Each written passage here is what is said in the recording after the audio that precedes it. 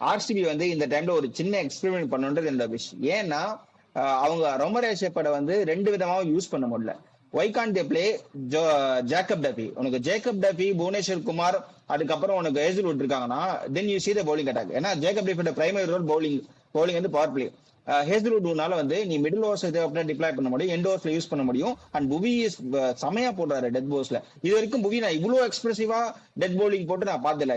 எப்பவுமே 3 ஓவர் நல்லா போட்டுறாரு, கடைசி ஓவர் வந்து பாசிபிளி ஒரு 12 ரன்ஸ் 13 ரன்ஸ் அந்த மாதிரி போயிடும். பட் ரொம்ப எக்ஸ்பென்சிவ் ஆக மாட்டார். பட் இப்போ ரொம்ப செமையா போட்டிருக்கிறதுனால நான் ஜேக்கப் டபியும் ஆட் பண்ணிட்டேன்னா இம்பாக்ட் பிளேயர்ல நான் வந்து மேபி சுயா சர்மா ஏதாவது ஒரு என்ன சொல்றது, உனக்கு எப்ப யூஸ் பண்ண சுயா சர்மா யூஸ் பண்ண முடியாதுன்னா உனக்கு வந்து ரொம்ப விக்கெட் வந்துச்சுன்னா இவங்க ஆடுற பேட்டிங் அட்டாக் வந்து பயங்கரமா இருக்குன்றப்போ நான் ட்ரஸ்ட் பண்ணி இந்த பவுலிங் அட்டாக்கை நான் கொண்டு வருவேன். என்னால அதை பண்ண முடியுமா, பார்க்க முடியுமான்னு சொல்லி இந்த காம்பினேஷன் எப்படி ஒர்க் ஆகுதுன்னு சொல்லி இந்த மாதிரி சூஸ் நான் ட்ரை பண்ணலாம். எஸ்பெஷலி அகமதாபாத் மாதிரி ஒரு பிச்சில் உனக்கு கிரவுண்ட் பெருசா இருக்கும், பேஸ் கொஞ்சம் ஹெல்ப் பண்ணுன்றப்போ இந்த சேஞ்சஸ் நான் கொண்டு வந்தேன்னா மேபி ஜிடி வந்து ஈஸியா கவுண்டர் ரைட் பண்ணா ஆர்சிபி தான் சொல்றேன். பட் இந்த சேஞ்சஸ் அவங்க பண்ணாங்கன்னா இன்னும் வயசா இருக்கும்னு தோணுது.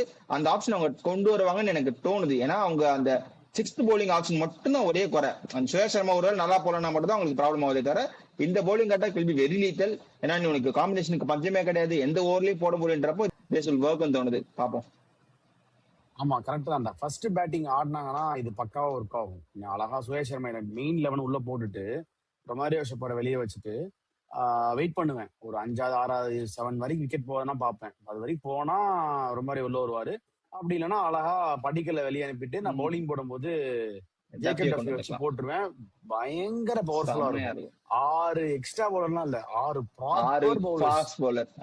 ஆமா, இவர் ஜேக்கப் டஃபி வச்சு பவர் பிளேல 2 ஓவர் நடுவில் 1 ஓவர் கொடுத்து முடிச்சுட்டு எனக்கு டெத்துல புவி அண்ட் ஹேசல்வுட் வச்சு 4 ஓவர் 17 18 19 20 இருக்குன்னா